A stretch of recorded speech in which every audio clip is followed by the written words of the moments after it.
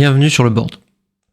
Aujourd'hui, je vous propose que nous nous intéressions à une décision technique survenue dans la finale du tournoi des candidats pour l'UBC, qui a opposé donc Mochi à Zdeněk Jička.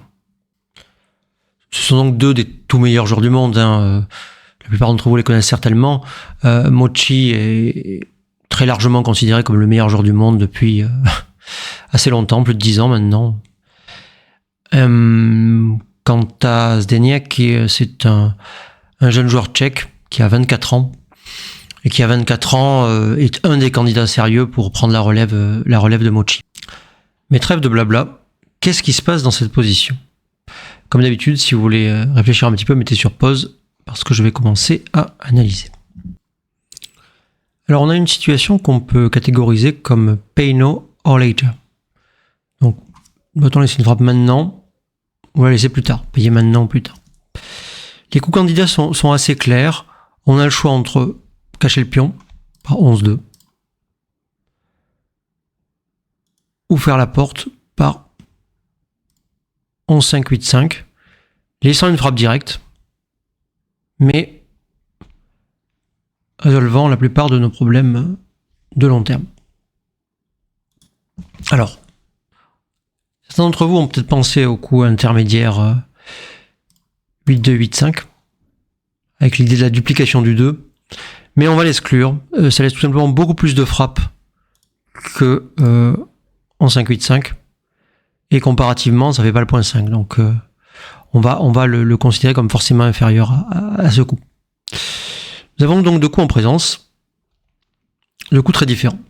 Cacher le pion, je répète, faire la porte en laissant la frappe. Comment analyser ce type de position ? Alors la première question un peu triviale qu'on va se poser, c'est la gravité de la frappe. À quel point est-ce que c'est grave d'être frappé ? Combien il y a de G qui frappe ? 13 G. Et le critère principal va être la force du board adverse. Il y a un board de 4. Bon, c'est assez important, donc c'est pas anodin d'attraper. C'est pas comme si le board était vide. Cependant, on va se poser une série de questions qui sont caractéristiques des situations, donc on doit payer maintenant ou plus tard, qui sont donc, est-ce que ça sera plus grave plus tard ? Est-ce que ça sera pire ? Est-ce qu'on laissera plus de frappes dans des plus mauvaises conditions ?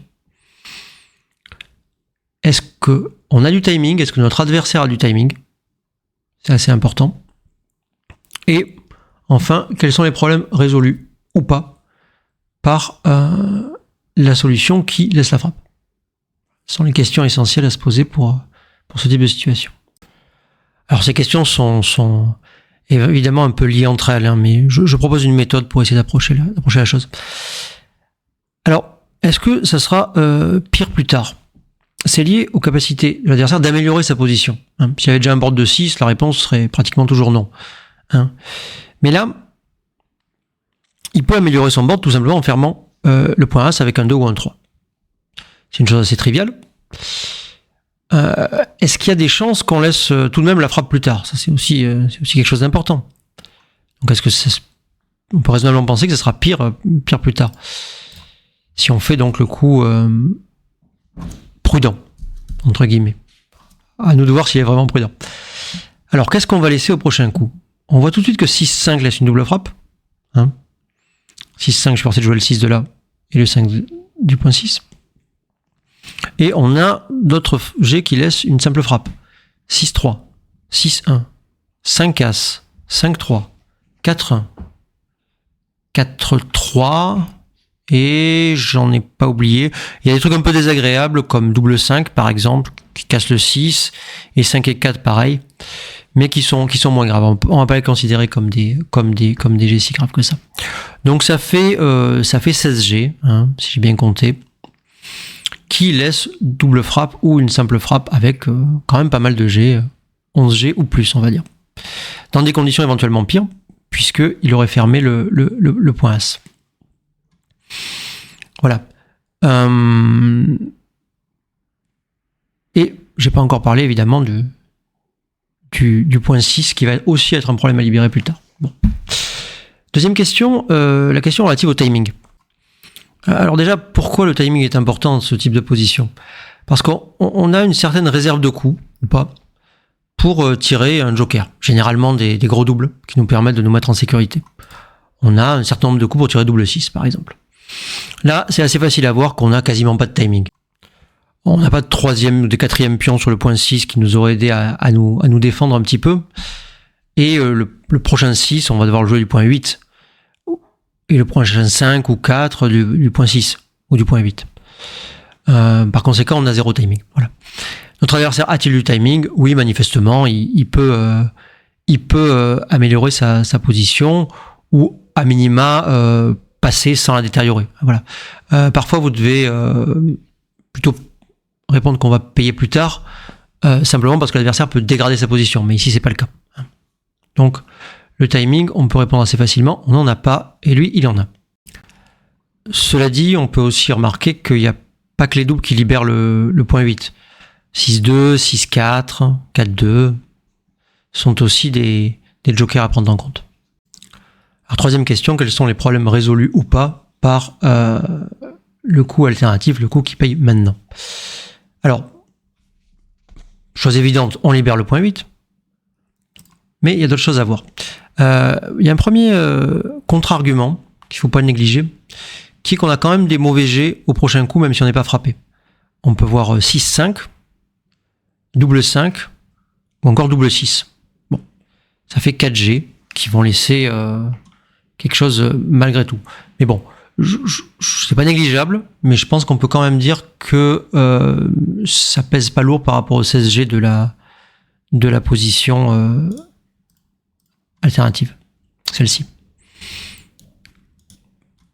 Alors, est-ce que le point 5 est important? C'est probablement l'idée la plus importante de la position en réalité.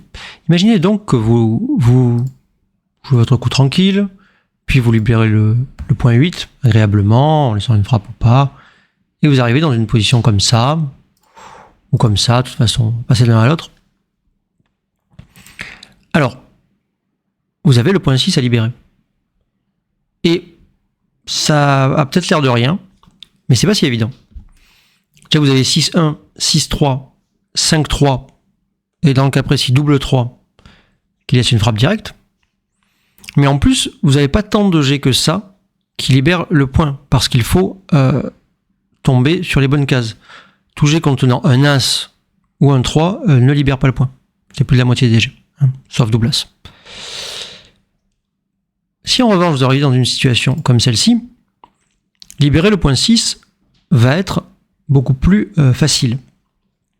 Parce que vous avez un atterrissage de plus et moins de mauvais jets, puisque 6-1, 5-1, par définition, ne laisse pas de pion en prise. Il n'y a que 6-3 qui est mauvais. 5-3 est à moitié mauvais, on va dire, puisque ça casse le point et ça revient à la situation précédente, mais ça nous a quand même laissé un temps de répit. On a plus de jets qui libèrent le point, moins de jets qui laissent de frappe. Donc c'est une grosse amélioration. Alors à quel point? Bon, admettons qu'il ait fait le point, ce qui est assez vraisemblable. Il a amélioré sa position un petit peu, mettons. Là, dans cette position, très haut blanc, les noirs ont 9%. Bon. Beaucoup 9%. Ça paraît beaucoup pour la position. Mais mettons les pions ailleurs, je ne sais pas moi. Là et là, par exemple. Ça monte à 13%. Bon, j'ai donné le double 3. Peut-être que si je le donne pas, c'est plus honnête. C'est pareil. 13%. C'est beaucoup, 13%. Par rapport à notre position précédente, nous avions 9%. Ça fait 4% d'écart. C'est encore plus criant si on lui fait le point 5, où une frappe va lui faire gagner la partie. Clairement, on passerait alors de 11% de chance de gain pour notre adversaire à 17%. C'est juste énorme. Si on résume donc, on a toutes les chances que la situation soit pire plus tard. La gravité des frappes est importante à cause du board de 4, mais pour l'instant il y a un blot et il risque de plus être là et d'y avoir un board de 5 à un coup suivant. On n'a pas de timing après 11-2 et on résout quand même pas mal de problèmes en faisant le point 5, y compris des problèmes à plus long terme que l'immédiat point 8. Il y a aussi un argument un petit peu dissimulé qui est qu'on a maintenant un board de 5 et que si par hasard on est frappé, on pourrait faire gammon. Mais c'est très difficile de penser à ça en cours de partie. Vous avez donc le résultat de l'analyse sous les yeux. Il fallait bien faire le point 5 de cette manière-là. Et non pas jouer la prudence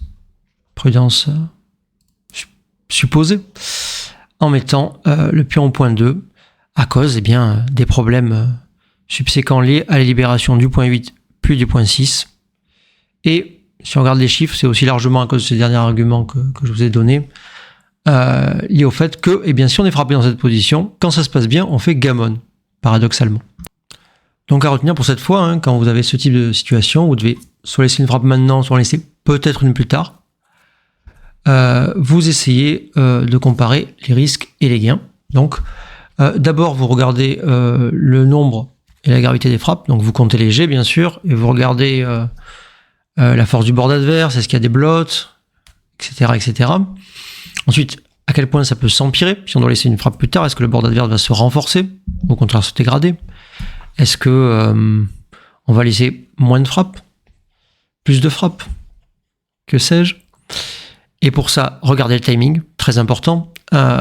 Est-ce qu'on a beaucoup de coups pour tirer notre joker, auquel cas on va rarement laisser la frappe en question, ou moins souvent en tout cas? Est-ce qu'au contraire on est coincé? Est-ce que son timing à lui, à votre adversaire, se dégrade, auquel cas il va être obligé d'écraser son board, ce genre de choses, ou d'enlever un point de défense, ce qui est tout aussi bien.